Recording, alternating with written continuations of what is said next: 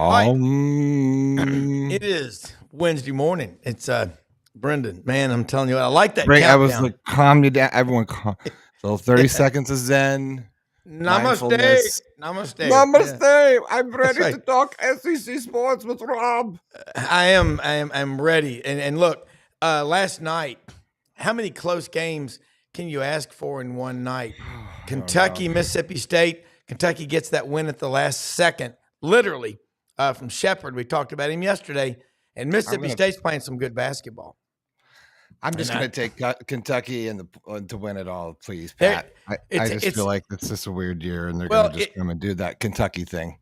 Well, it's happening. I mean, they do it in the tournament a lot. And you know that Nashville will be Catville. It's going to be insane up there. Also, LSU gets another 3 of their last 3 wins, all by 1 point. Hey, Doug Dean's going to join us today from Birmingham. We'll be talking about that matchup tonight. Thompson Bowling Arena, Auburn at Tennessee. Going to be a big one. All right, number 4, Tennessee. Then you've got, after that, Florida. Dudley Dawson, Hogville.net's going to check in with us. And they lost a close one. I tell you what, just erase this basketball season. I know they wish they could, and start looking toward next year. And we'll talk with Dudley Dawson about everything in Fayetteville. And then Vince Ferrara, the sports animal in Knoxville, he's going to talk about Tennessee. Look, Rick Barnes, native of Hickory, North Carolina. Just go I-40 about 3 hours east, and there is Hickory, North Carolina. He's been around a while, been to 1 Final Four. Is this the team to do it? We're going to find out. Get your pen, get your paper handy, smash the subscribe button, and Brenden will tell you, allow notifications. Turn on your notifications for YouTube on your phone. Just go to your settings, and you probably got an iPhone. Hit notifications, look for YouTube, select on. You'll get all the notifications, and the people that you subscribe to go live like us. And make sure you hit the subscribe button. It's free. It doesn't cost you anything. That's absolutely. Not much you can get for free that doesn't cost you later, but this does. This is value. We'll be right back. Hang in there.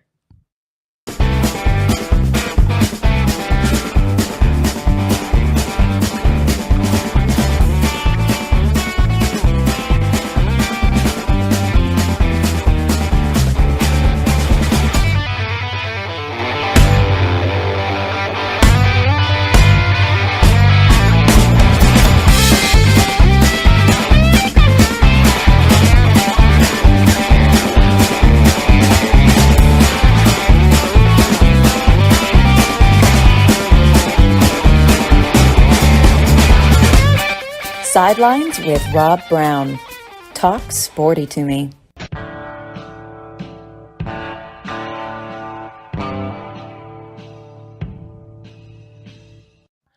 All right, Rob Brown here. And Brenden, Doug is sending me something saying their connection's breaking up maybe on our end. I hope that is not the case, but let's I think we're good now. We're going to bring Okay. Yeah. Doug Dean in Birmingham. Sounds good.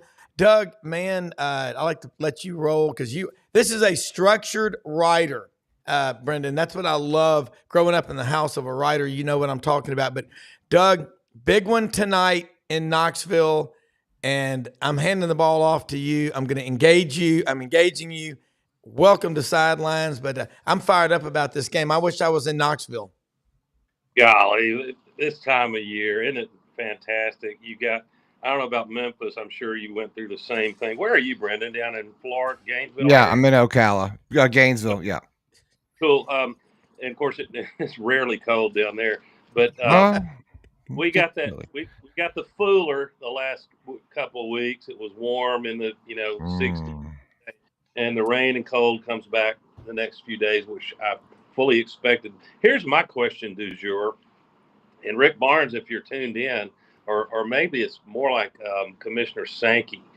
Shouldn't there be an investigation of Santiago Vescovi's eligibility? Is it just me? It feels like the guy 10 years. He has. He just celebrated by his 50th with me. Actually, it's 50. I love the guy's game. He's got a lot of style. I think he's doing well in the dating life if you follow the social media. But the reason I wanted to mention Vescovi, this is a pretty veteran team. Ziegler and Rick Barnes has put together one heck of a team. But you know what? They sit with the same exact record as Bruce Pearl's curious 2023-24 Auburn basketball team, which, depending on which game you tuned in on, guys, you could conclude, you could extrapolate, and fans, as I've talked about, who still experience basketball, Rob, like it were football, where if you lose 2 games, it's time to the sky's falling. But if you tuned in for the home stand against Kentucky, in which did her job defensively, hold them to 70, but couldn't hit a basket to save her life, and then Williams goes out injured, then you would extrapolate that Auburn will be lucky to get out of the first round in March Madness. Yeah. But if you just wait a week, get Wednesday to rest up, 7 days to rest up, what a difference that makes. Then you could conclude after that Georgia game, in which Auburn completely disassembled Georgia. Georgia, to their credit, they got it within 3 points for a 4-minute stretch. And then this Auburn team found their shot. Aiden Holloway came alive. And here's a stat. If you want to be rosy, and why not this time of year, no matter who your team is, even if you're on the bubble, you got a chance. All you got to do is make the field, and weird things can happen. Ask Florida Atlantic a year ago. Mm-hmm. But Chad Baker-Mazara, or Bacon Lasagna if you prefer, is now shooting 47% from three-point range in SEC play. That ranks CBM third in the conference. That was sneaky good, wasn't it? And Jalen could play tonight, I think more likely this Saturday, from having talked to one of the Bruce Pearl's assistant coaches who will remain nameless. But Williams is also shooting above 40% on three-point shots. Now, what was the last time, Rob, trick question, that Bruce Pearl had that happen with a pair of teammates? 2019, it would have to be Bryce Brown and Jared Harper. Samir Dowdy and Bryce Brown.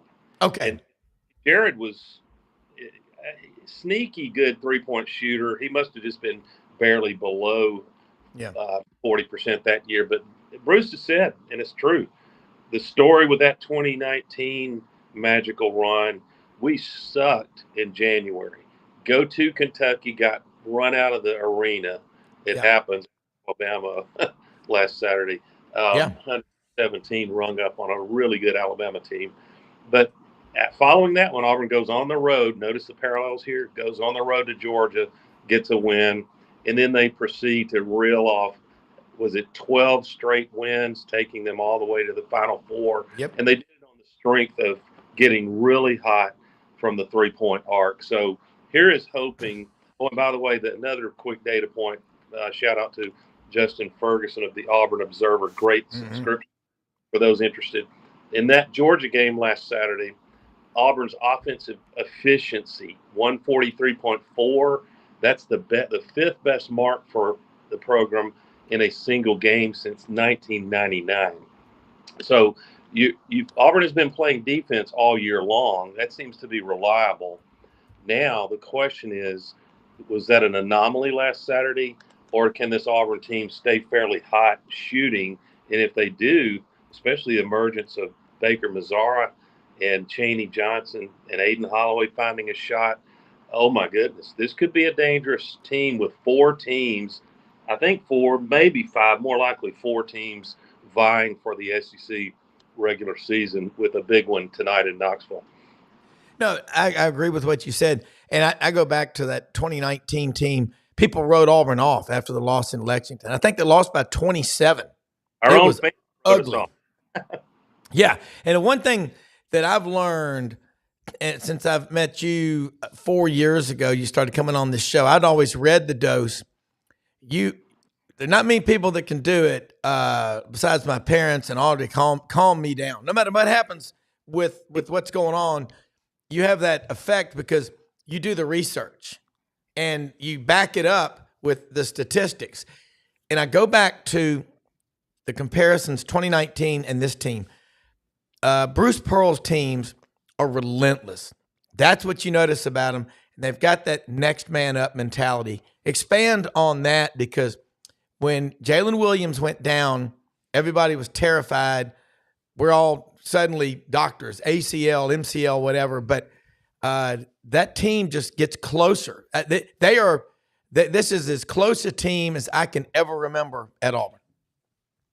I think so. It's any coach who's been around who has a little gray hair and a paunch will tell you, if he's got any humility, that, man, if it were just formulaic, if you could just give a few talks, show a few motivational videos, bring in a few speakers, challenge seniors to be team leaders, and it just magically they all love each other and play for unselfishly, then a lot of coaches would still be coaching and not, on ESPN or coaching at lesser programs. It's difficult to pull off, and it probably happens organically within the team.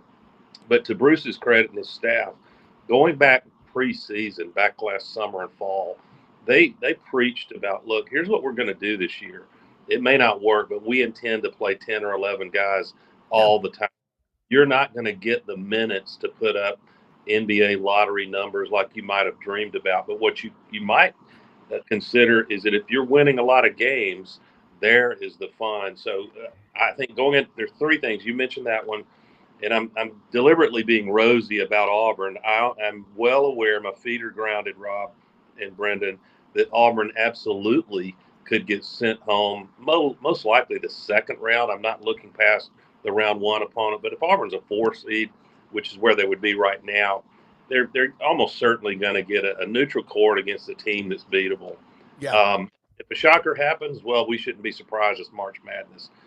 So I realize Auburn, almost every team in the field could go in the second round, go home in the second round. But if you want to look at teams to consider being high on, very few teams right now, I think only 5 of them are top 15 in both offensive efficiency and defensive efficiency. You add to that, if Williams comes back and he's 100% recovering from that knee sprain, and I anticipate he will, then I think Auburn's depth and the way they're starting to shoot and the way they've always played defense, they're a team that I would really have to think long and hard about not at least having a run to Sweet 16. And if we're honest, you get to Sweet 16, you need to run your bracket again. It just depends on who's getting hot and what the matchups are at that point. Yeah, the 3-point shooting, if you're looking at the stats of Chad Baker Mazzara, over 40%, you got to be at least above 35 as a team, I think, for Auburn to win tonight at Tennessee. And I look around the SEC, it's a logjam. Tennessee and Alabama, I mean, all you can do is be myopically focused on yourself, because you start worrying about what other schools are doing, it'll affect you. Tennessee and Alabama play each other Saturday in Tuscaloosa. First time ever ESPN Game Day going there. Then I look at South Carolina, Kentucky, Florida, the Gators. That's another team. Most people think, Doug, there's 3 or 4 SEC teams and maybe a couple that could go to the Final Four. And you got to be in those stats, the defensive and offensive stats. Let's talk about that with Auburn. Yeah, I don't want to be the stat nerd guy the entire show, but it matters. Yeah, let's talk briefly about defense. In that Georgia game, the defense, and again, a tip of the hat to Justin Ferguson for some of this data, but Auburn made sure Georgia never got anywhere in the first half. Georgia had jumped out to huge leads at home against both Alabama and Tennessee. Those leads didn't hold up, which is, Coach White is building. I like what he's doing there. Needs to go get more players, but you can do that. As we've seen with what Rick Barnes did, bringing in someone we had never heard of, Dalton Connect, who was born in Fargo, North Dakota, and was unheard of until 2023 when he kind of went off as a senior at Northern Colorado, who plays in an arena with capacity to 2,900. But even last year, Connect was, if I'm pronouncing that right, what a name, you connect on shots. And all of a sudden he shows up at Tennessee and he's rung up 30 and 39 in a couple of games. and he's going to go high as a lottery pick. So, but Auburn defended the heck out of Georgia. Georgia missed after hitting its first 4 shots. Georgia missed 9 of its next 11, and so they go into halftime having shot 11 of 27, and get this, only 1 of 8 or 12% from outside the arc. So this Auburn team, when they want to, and their hair is on fire, and it was Saturday, especially KD Johnson. He had a bad first half, but he still played defense all game.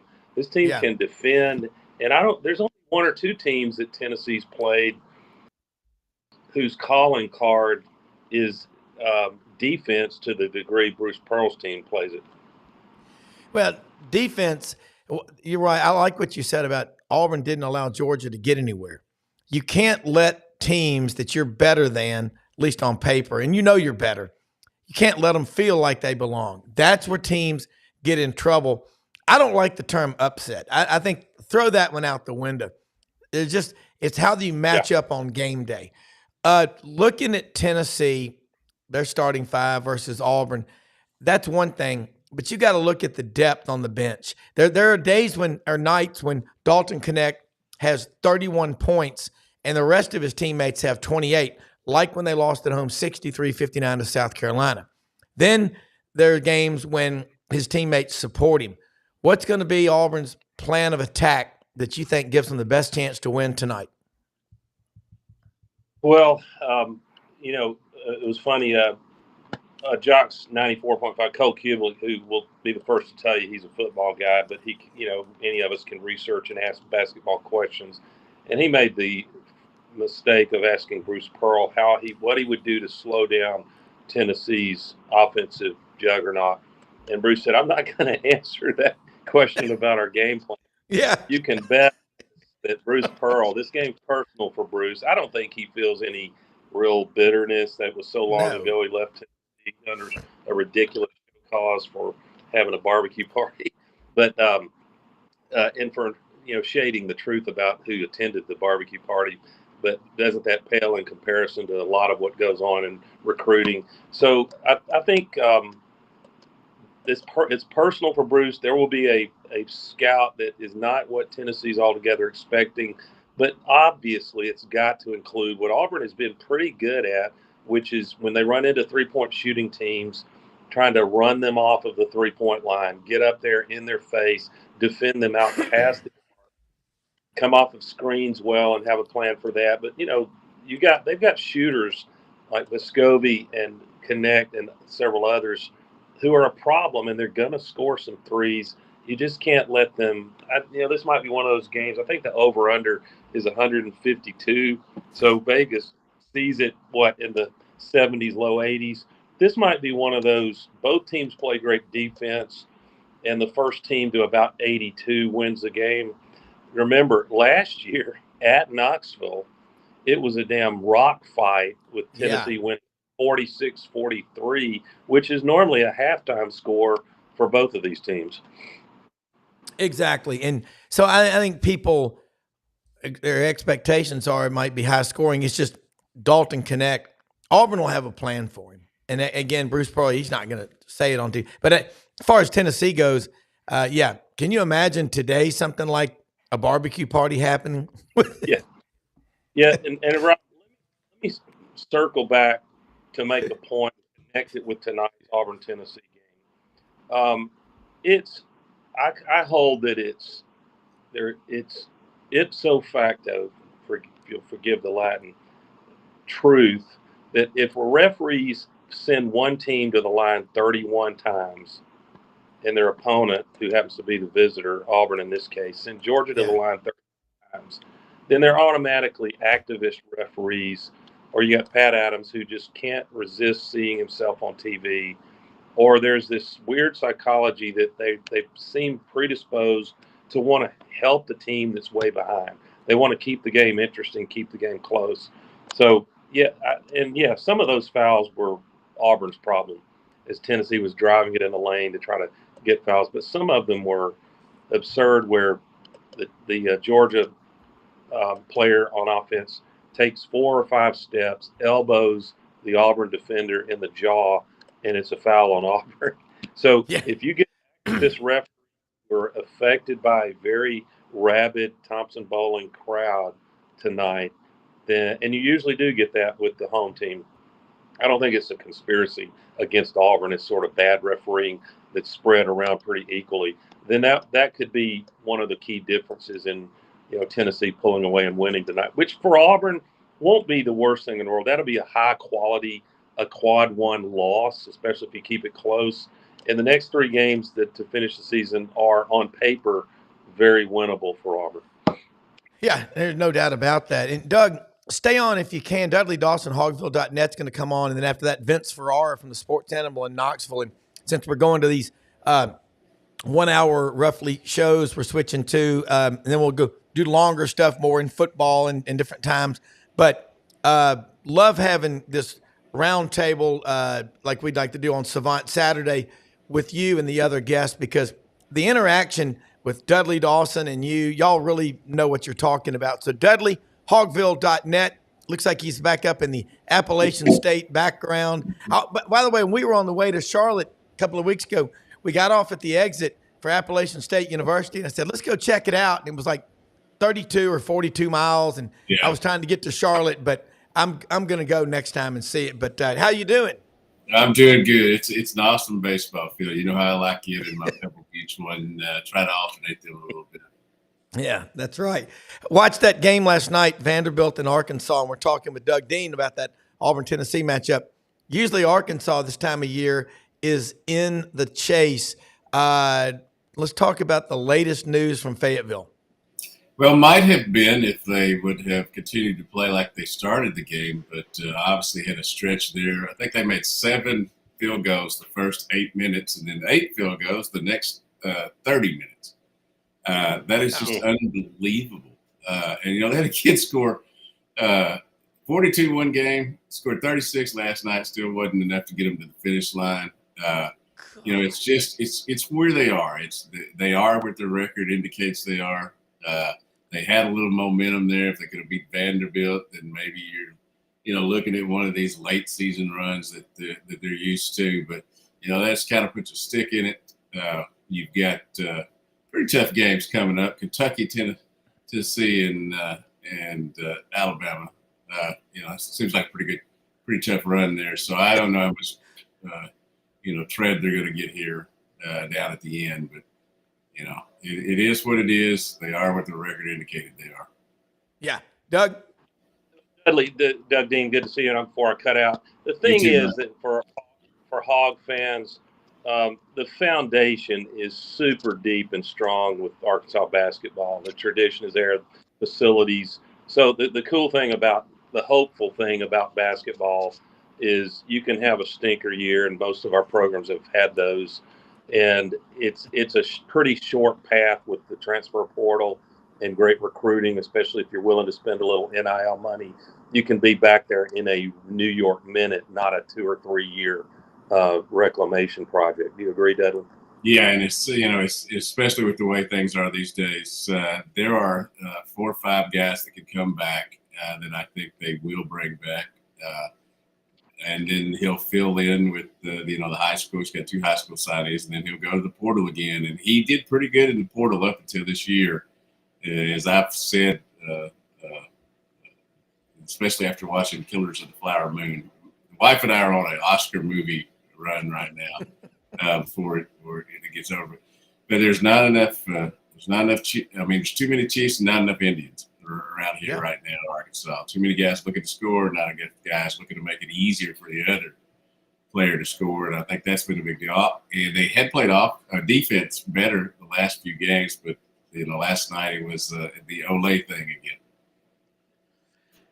Yeah, and I think 42 points, and then last night you have 36. That's Tennessee's got that with Dalton Connect, but when he gets support, they're really good. That kid, Khalif Battle, started out the year really good, and then they're just I don't know. He didn't play minutes, and when he played, he didn't play well. Those 2 games have raised his average to like 9 points a game. Think about that. Scored 78 points the last 2 games to raise his average to like 9 points. Oh, where's he been all year, Doug? Good question. It really is. I mean, it's just unreal, and it's just this whole year has been a head scratcher, and I know that people are excited about kind of passing the torch on to baseball, which is obviously number 2 to number 5 in the country, depending on which poll you use. I think most Razorback fans use whichever one they're highest in. They don't stay consistent on it. I'm a D1 baseball guy, so I use theirs all the time. But baseball looks like it's going to be really good. Had 3 starters over the weekend. Unbelievable starting pitching. 17 innings, no runs, 3 hits, and 33 strikeouts among their 3 starters. I mean, that's going to carry them. They haven't hit the ball well until yesterday when they played Grambling, and everybody and there was a fight at the bat rack, as they say. Because everybody was getting base hits yesterday, and that's probably what they needed, some confidence against an overmatched foe. Yeah, I mean, Doug, this time of year, like Dudley's saying, you got basketball, unbelievable. We're going into the stretch run, the conference tournaments, March Madness. Spring practice is starting, and you said that's for next time, but it's an incredible time of the year, and you look at college baseball's popularity. It just keeps getting bigger every year. That's just how I see it. Yeah, I mean, look at all the, I would call it beautiful turmoil and disruption and change unfolding before our eyes. As we have texted back and forth about, Rob, the apparently accelerated end, it sure looks like, to what we've known as the NCAA, which for my money couldn't happen fast enough. It's not that I want no governance.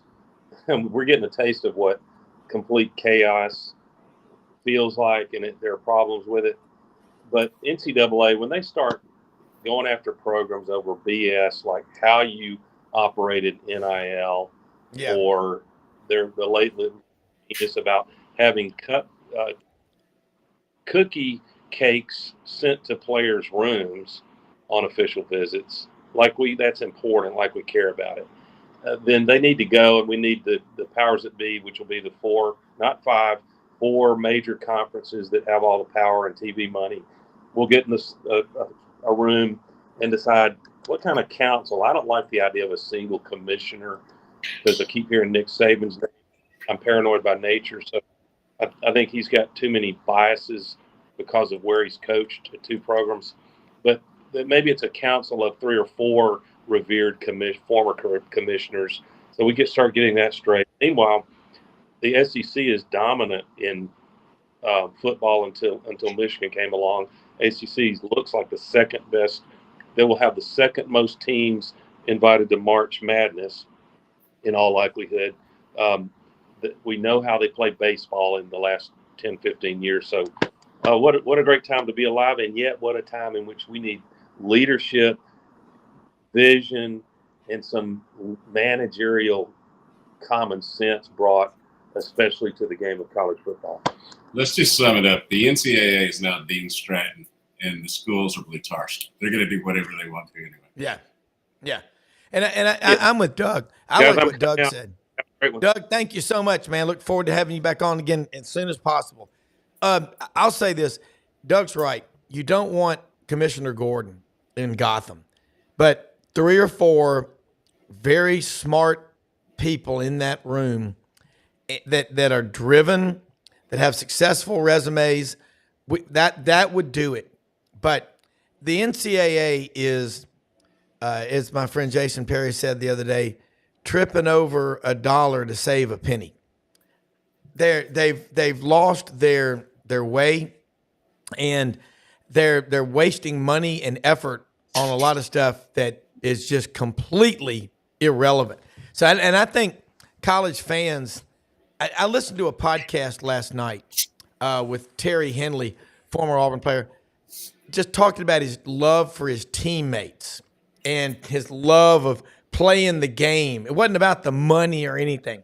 We all know money's important, but it is refreshing when you see in college these kids today that still love their school.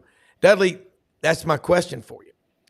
are the fans, are you getting to the point where, well, you're not a fan, you're a journalist, but I think fans are getting really angry with their teams, and they have little to no patience with them because they don't feel like that these players really care about anything other than getting some NIL money. And if they don't get what they want, they're going to leave. Yeah, we, on hogville.net, we have message boards, and obviously they have plenty of opinions. The site has always been a barometer of what Arkansas fans are thinking, and clearly right now, the NIL, especially the transfer portal, has really taken some of the luster out of the college game for the fans.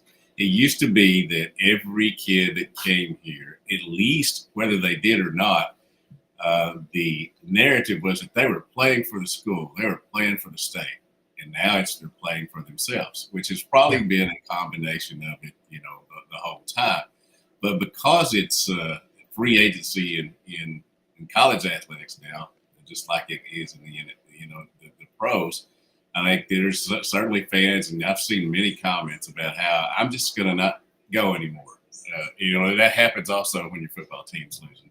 Yeah. When your basketball team's losing. The crowd last night at the basketball game was not worthy of, I guess I should say it was worthy of the records of the teams, but not worthy of the program. People say that. It is just one of those things that, they better do something to make it a better trip to a game, or they're going to lose them even more because of the narcissism, I guess that would be the thing that, is going on there now. I think, and I think Brenden was going to say something, but someone texted in one of my group texts yesterday to me about travel league baseball and all this other crap. It's turned these kids into, I think, just a bunch of narcissists. And then you've got all the Karens out there and these monsters that my kid's the only kid, and it's making everybody only care about themselves. I listened to Terry Henley on that podcast talking about his late teammate, great wide receiver Terry Beasley, who passed away a couple of weeks ago. I said over the last 35 or 40 years, he lost count of how many times he was in the hospital to visit him and thought that'd be the last time he ever saw him. He goes, that guy fought like hell. He had so many concussions from his days playing for Auburn in the 49ers. But he said, you got to love a teammate that gets knocked out in the Alabama game and goes over, he's out cold, gets the smelling salts under his nose and comes back in and helps Auburn beat Alabama 33-28. That kind of a teammate, just that loved his team and loved his school that much. If we don't get that through to these kids today, not only are they going to lose fans, they're not going to be really welcomed back with open arms on campus. Dudley, a lot of Razorbacks. A lot of them that played there. I watched Joe Klein the other night calling a basketball game. I love that guy. I've had him on the show a couple of times. I know you know him well. The man from Slater, Missouri. He's objective. He's a great pro, but he loves Arkansas. Pat Bradley. I don't know him, but the shooter. I mean, he's so passionate about what he does. Those are the guys that people are not going to follow these people. Yeah, and here's the problem I see now. I think it kind of encapsulates it all. Back in the day, you would do anything for a teammate. You mentioned Joe Klein. Jimmy Dykes was on the same basketball team where I was a manager. Darrell Walker, who's the coach at Little Rock. I mean, they would do anything for a teammate. Now, I really believe that there are players, be it in basketball, baseball, or football, here at the University of Arkansas, who probably determine how hard they're going to block for a teammate, depending on how much money they get compared to how much money the other gets in the NIL. I mean, it's sad to say that, and I hate to, but I truly believe that's true.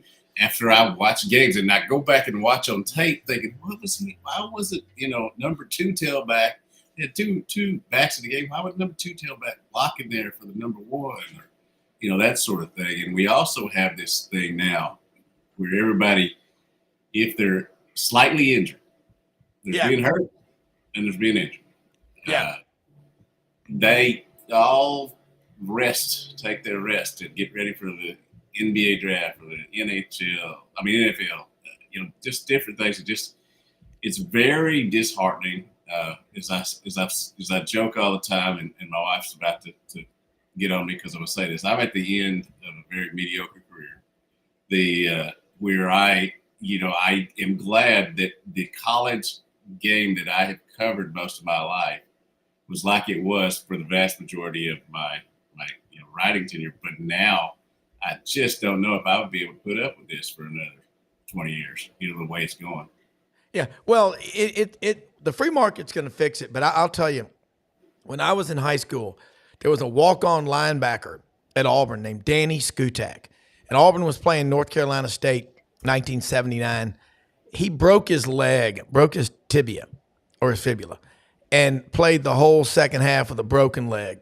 And Auburn won the game pretty convincingly. And he was Sports Illustrated's National Defensive Player of the Week. And when Pat Dye took over, he played for him for 1 year. He was the toughest. You talk about a teammate. He later went on to do the cage fighting and the tough man. He won the tough man competition many times. I'm just saying, that's who you're going to remember for your teammates. These little candy asses that are out there today, that they're always injured. And they're always wearing all these patches all over their arms and wanting you to know that they're injured or whatever. Suck it up and play. Dudley? I am all about medical stuff. I am too. You need to do that. However, I've said it before, and I got in trouble for saying it on the radio one time because somebody didn't listen to me or I didn't enunciate very well. But I hate the wussification. That's with the W. Yep. The wussification of college athletics. Yeah. But that's exactly my point. Suck it up, fight through it, and because you're gonna have to do that when you get a job. If you get a job, I'm gonna tell you, a lot of these people are gonna be unemployable outside of either politics or athletics.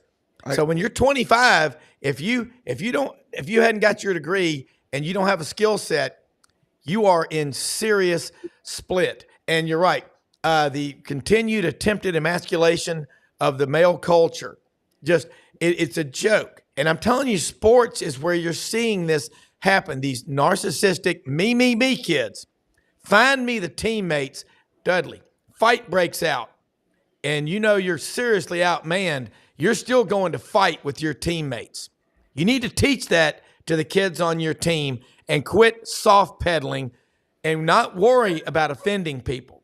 Free speech. Censoring people is why we have this problem. Vince Ferrara, the sports animal in Knoxville, is live. Again, it looks like he's in Palm Springs at the resort. But, hey, big one tonight. We're talking about Auburn and Tennessee. That's the big one. But this SEC basketball race isn't going to be over regardless after tonight, because Tennessee's then got to go down and play at Alabama Saturday, where they're going to have ESPN Game Day for the first time ever. But on the banks of the Tennessee River tonight, 21,000 plus are going to be going crazy. What's going to happen? Get your crystal ball out and tell us.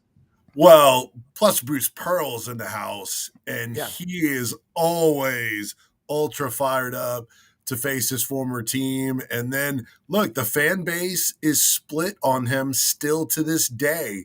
Some still swear by him and love him and would take him today, believe it or not.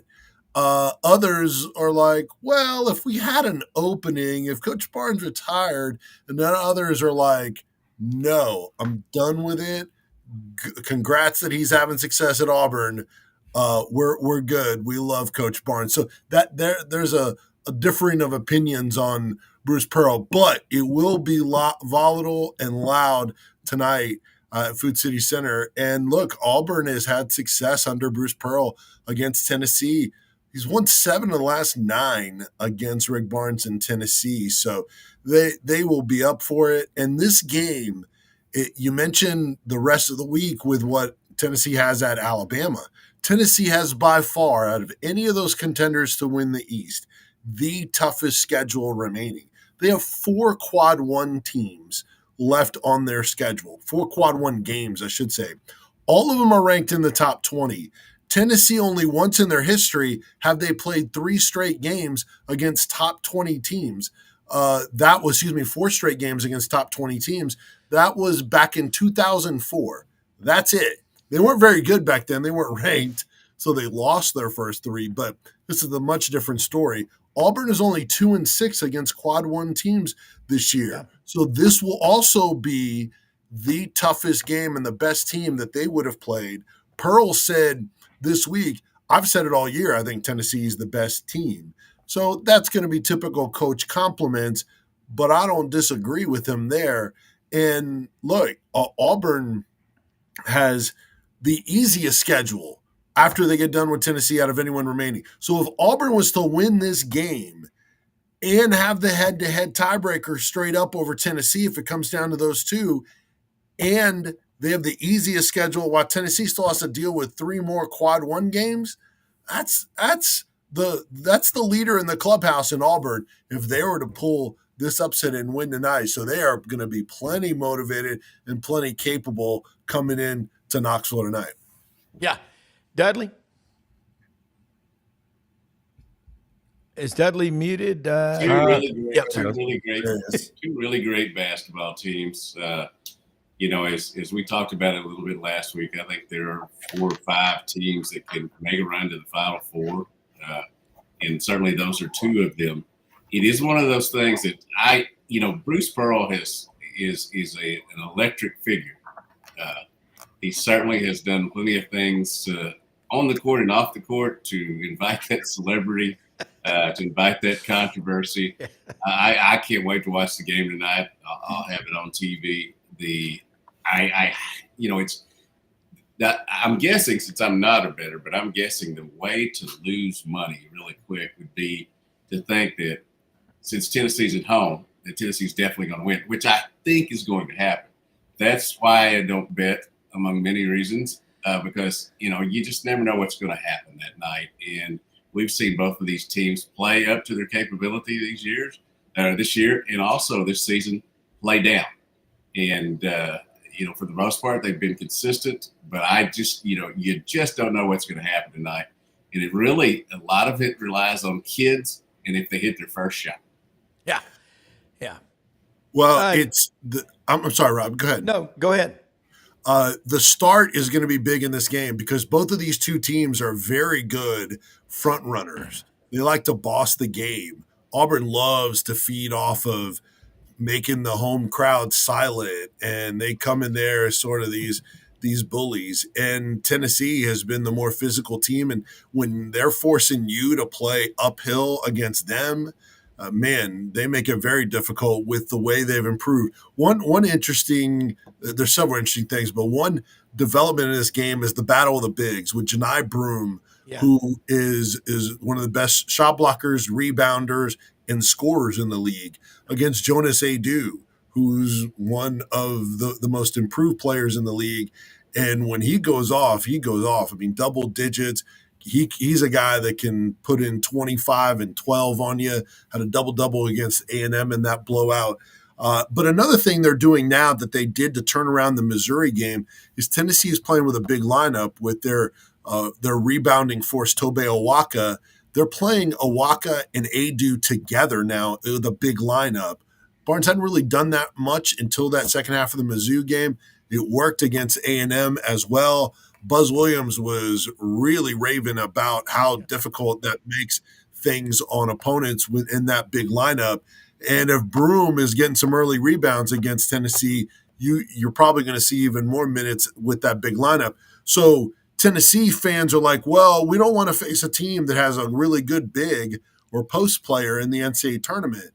Well, they haven't faced one in a while, but since the last one they faced in Tolu Smith at Mississippi State, Adu is much better, Awaka is much better, and they're playing them together. So we'll see how Tennessee now handles an outstanding post-opposing player in Broome and see if they're different against a top post player or if they still have work to do there. Yeah. And I don't know. I think one of the biggest things is we see these teams, once they fall behind, they play with a sense of urgency and they look much better. The team that plays with a sense of urgency from the first tip. I mean, when you're getting ready to go there, that needs to be the case. And I know that's what coaches work and build toward. But it really is in a big game like this. You have to go out and play with that sense of urgency right away. Yeah, I'm not sure who this is for. And you are the same guy who suggests that fans should be penalized for running on the court for loving their team enough to be happy after a victory. Double standard. I don't know if that was for me or whatever. All I've said about running on the court is what you could do is give a 2-minute cool off and let the opposing team get off the court. But that is part of college basketball. So I don't know if that was directed toward me. I didn't say you should be penalized. That's part of college basketball. I will say this: the SEC basketball race this year. If Tennessee wins tonight against Auburn, I don't know if they storm the court or not. Auburn's not ranked in the top 10. I mean, they're not going to do it. And I was listening. This has become this national topic du jour until the next topic du jour comes along. I think we're overdoing it. Just what somebody stepped on a guy's foot for Duke the other day or something. It's not like that we should shut basketball down. I mean, just wait a minute and just be careful. Is all I'm. Well, I can tell you, I've been in that scrum many a time because I'm always running on the field to go get coach like congrats shots, right?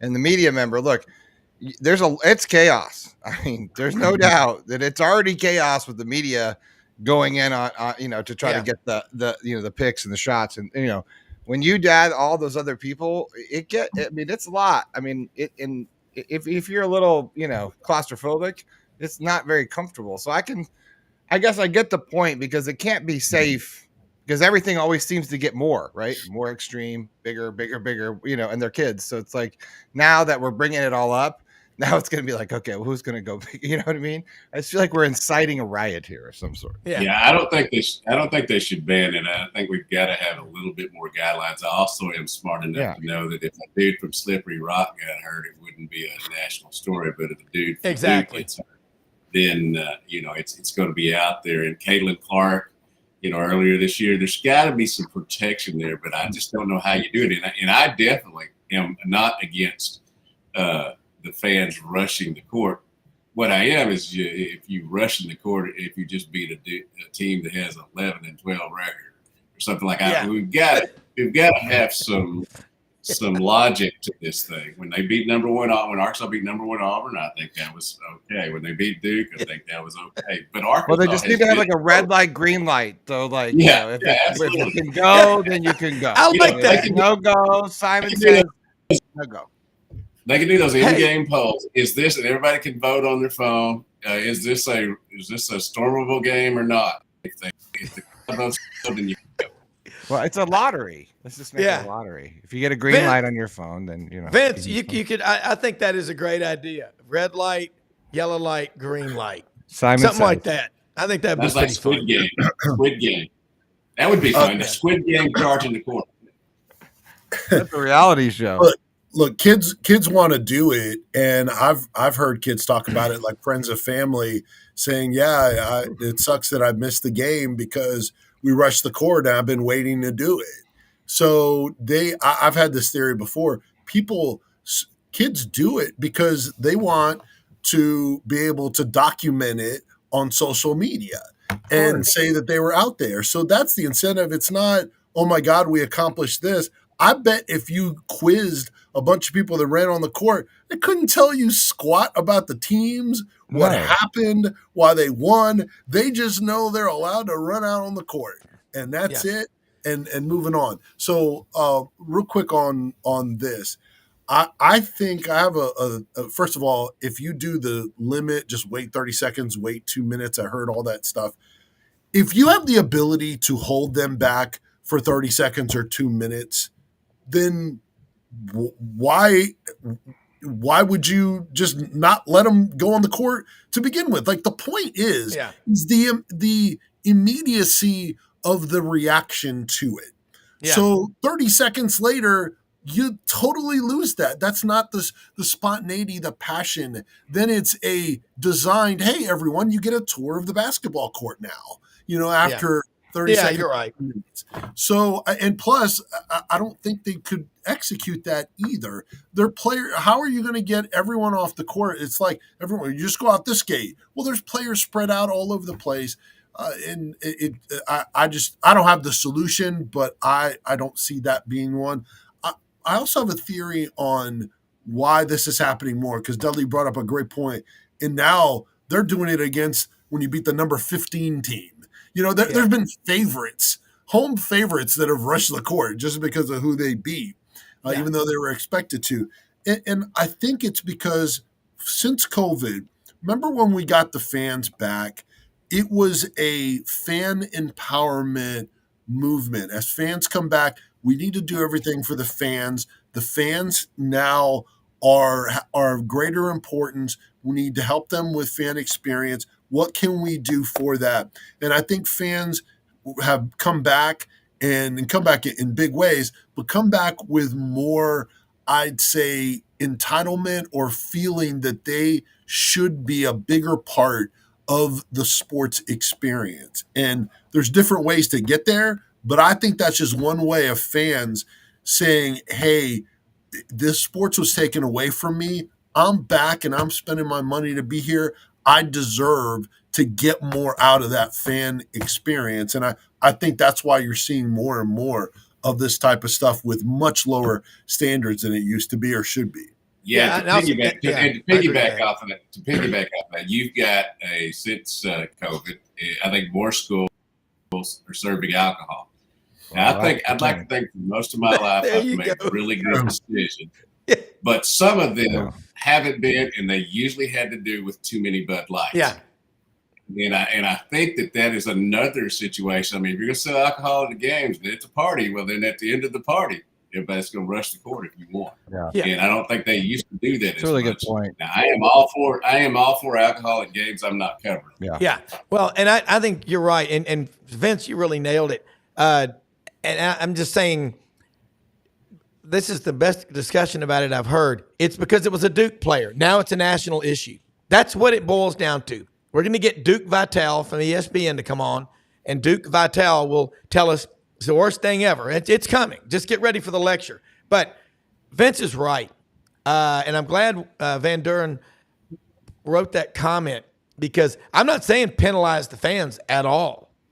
But also use good judgment when you're on the field. Just tell people, say, when storming the court, here's the procedures. That's what you got to do. Just tell them, hey, when you're down there, be careful. But that's what makes college so much fun, is the passion of the fans, Vince. And I know you also can be like LeBron and leave if you're losing. Yeah. Oh yeah. And then whine about everything else. I mean, I'm golly, I didn't want to talk about him. Vince, I know you said you've got to get out here a little bit early today for an appointment, but let people know how they can follow you and keep up with all your great work. You're right. If you can hold him for 30 seconds, then why let him on at all? Right. That's just like the Animal House when he's going, no need to panic here. There's nothing going on. Forget about it. About it. Niedermeyer. Niedermeyer. Well, I appreciate it. Always fun discussion with you guys, even if it takes different directions than we No, anticipate. you're right, though. Yeah. I'm agreeing with you. You can appreciate it. You can follow me on all the socials. The handle is the same, Vince Sports, VINCE Sports. Tennessee baseball is underway, called 5 home games last week. Tennessee went 5-0, won last night again. So we're going to get to SEC play soon, but you can catch me on the Vol Network. First radio broadcast this Friday with John Wilkerson. He and I host the morning show, 6 to 9 a.m. Eastern time. Vol Network pregame interviews and a TV show on the local ABC station on Sunday mornings, and more things that I can't think of right now. But you can find our podcast and everything on our website, 991thesportsanimal.com. You guys are the best. Appreciate you. I love it. Love having you on the SEC Sidelines Sports Network as well. Take care. Look forward to next week's visit. Vince Ferrara. All right. Sounds good. Same here. Thanks, guys. All right. Hey, and I think this discussion made more sense as we got into it. And that is if you can hold these people off. Dudley, you're right. I mean, I don't. If they're going to serve alcohol, it's coming in there anyway. Well, now now you're able to make money off of it. There was a story. We didn't run it, but about the baseball. For McKeitham. I always forget the name. McKeitham Stadium for where the Gators play. Yeah, there's like the astronomical cost of alcohol. Like they're not like getting in the game, but they're getting in it like pro teams are getting in the game, where it's like $12 a Bud Light for like a Bud Light, and it's you might find another beer to drink there, my friend. How about a Hams? But it's like that, but they'll do the whole bar, like baseball. Yeah. They're a little more sophisticated. So you get the bar with the multiple taps. Like he's right. If you're going to charge that much, and I'm gonna get liquored up at your game, I kind of feel like I have a right to do what I want to do if I'm going to spend that much to be there. Yeah. Dudley, I'm 60 now, and so that means 46 years I've been drinking Bud Light. I ain't going to stop because somebody tells me to.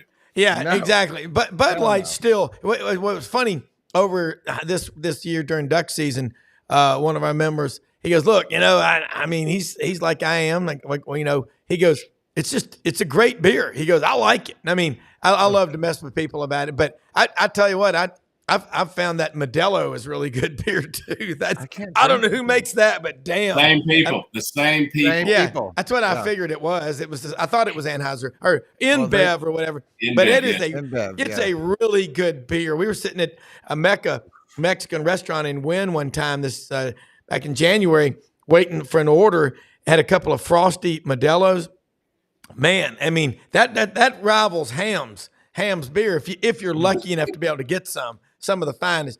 Dudley, man, this time of year, we're not even talking about football. That's how the fact that Arkansas is not doing well is as big a story almost as if they were doing well. What do you think? And you always are right. You don't traffic in rumors.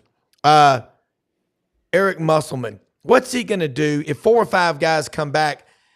And again, with the portal, you can change things, good or bad, real fast.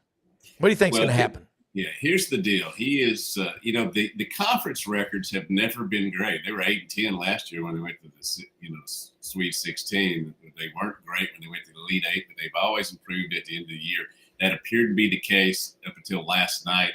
You cannot lose to Vanderbilt at home.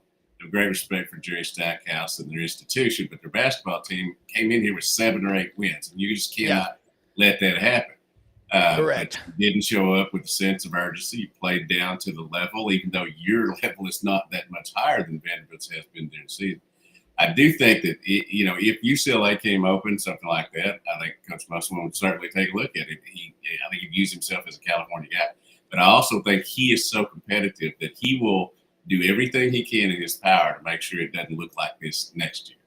And he will keep the ones that he can, and then he will do his best to try to remold the team again. And I think that it'll end up coming back next year because you can do it so much quicker in basketball. But I wouldn't absolutely bet. I would bet your house on it, but not mine. Yeah. I one more for you with the football right now. But it's cranking up. Spring practice is starting all over the country in the SEC. Talk about what do you look for? Are they going to open up some practices early on for you to go see the Razorbacks play? I really think if they would do that, that would offset some of the anger the fans have about NIL and the portal, because fans are starting to disconnect from their teams because they don't know them.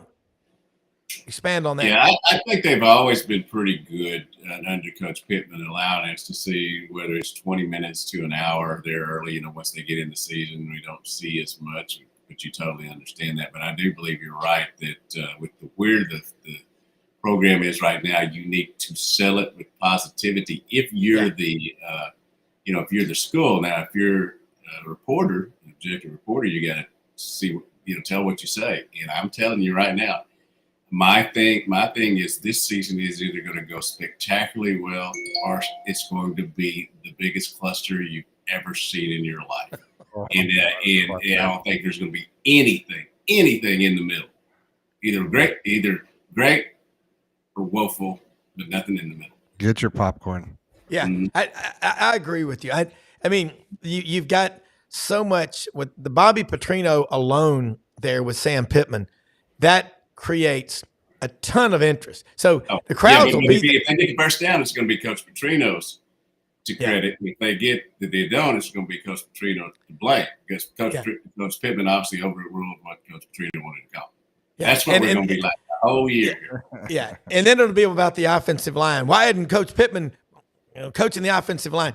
Look, that's what's so fun about this stuff. There's always drama, but I think the things that we need to be fixing is the portal.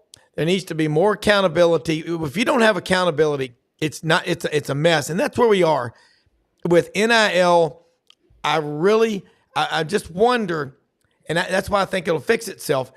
The guys, the teammates that you have should be close to you for the rest of your life. If you're coming in just getting a little bit of money or a bunch of money, how close are you to them?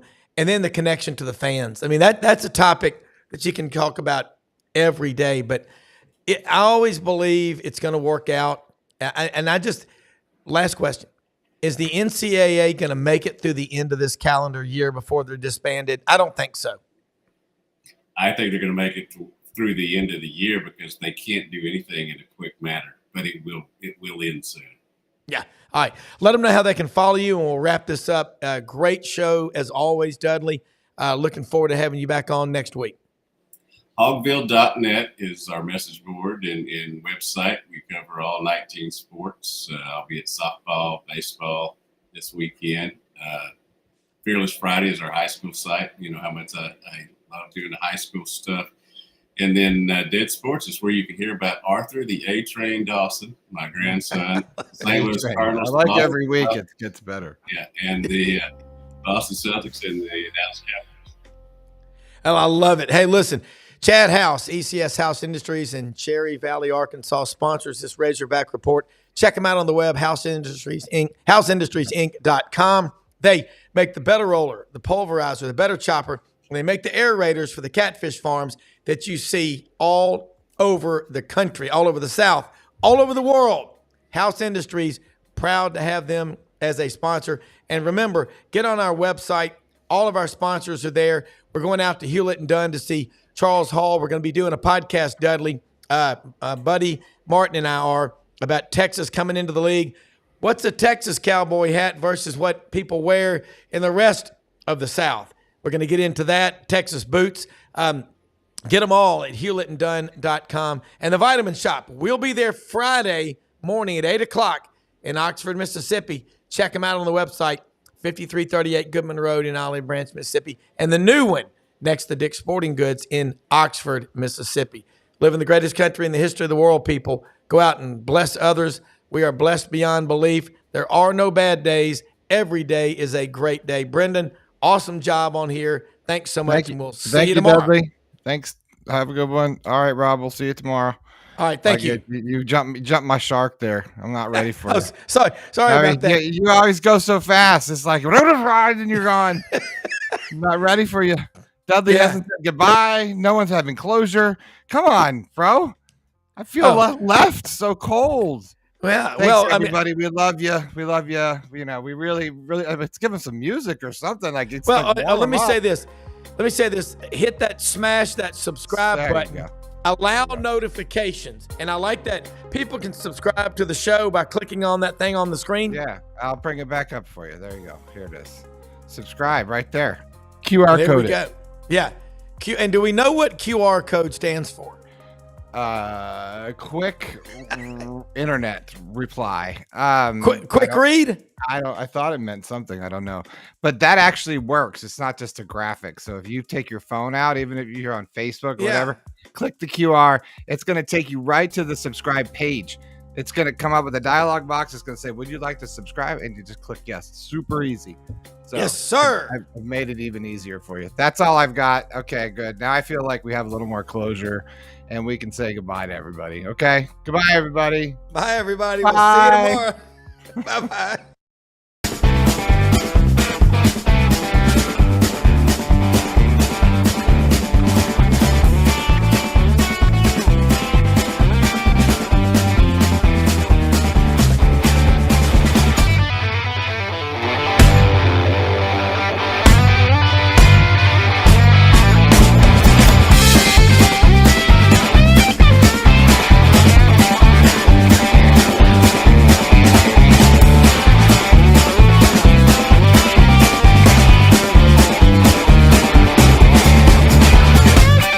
Sidelines with Rob Brown. Talk sporty to me.